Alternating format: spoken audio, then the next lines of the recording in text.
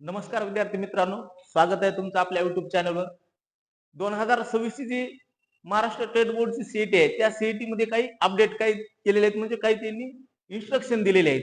जर तुम्हाला 2026 ची सीईटी ची एक्झाम द्यायची असेल तर ह्या इन्स्ट्रक्शन नुसार तुम्हाला काही डॉक्युमेंट मध्ये काही सुधारणा करून घ्यायची किंवा अपडेट करून घ्यायचे. तर काय अपडेट करून घ्यायचे ते बघा.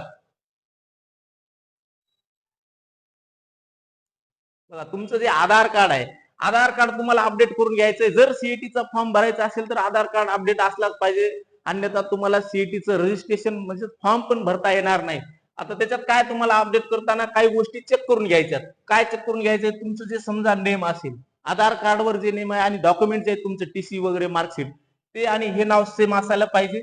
त्याच्यानंतर लेटेस्ट फोटो असायला पाहिजे. आधार कार्डवर जे फोटो आहे ते तुमचा लेटेस्ट फोटो असायला पाहिजे.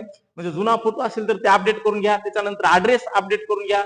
फादर नेम, तुमचं जे समजा नेम फादर नेम जे आहे त्याच्यात जर काही मिस्टेक वगैरे असतील तर ते अपडेट करून घ्या. नंतर मोबाईल नंबर, आधारला जे मोबाईल नंबर आहे ते जर मोबाईल नंबर बंद पडलेला असेल तर जे चालू मोबाईल आहे ते मोबाईल नंबर लिंक करून घ्या. त्याच्यानंतर आधार आयडी, आता हे आधार आयडी काढून घ्यायची तुम्हाला. आता तुम्ही तुमच्या कॉलेजला जाऊन तुम्हाला एक अपार आयडी बघा, ह्या वर्षी भरपूर विद्यार्थ्यांना काढून घेतले. ज्या विद्यार्थ्यांना अजून पण अपार आयडी काढली नाही त्यांनी ती अपार आयडी काढून घ्या, किंवा ते आता जनरेट करून घेऊ शकता तुम्ही. आता ही अपार आयडी असल्याशिवाय तुम्हाला सीईटीचं रजिस्ट्रेशन करता येणार नाही, म्हणजे तुम्ही फॉर्म भरू शकत नाहीत. फॉर्म भरण्यासाठी हे दोन अपडेट तुम्हाला करून घ्यावे लागणार आहेत. त्याच्यानंतर जर समजा तुमच्याकडे काही डिसॅबिलिटी असेल तर ते डिसॅबिलिटी सर्टिफिकेट असणं पण गरजेचं आहे.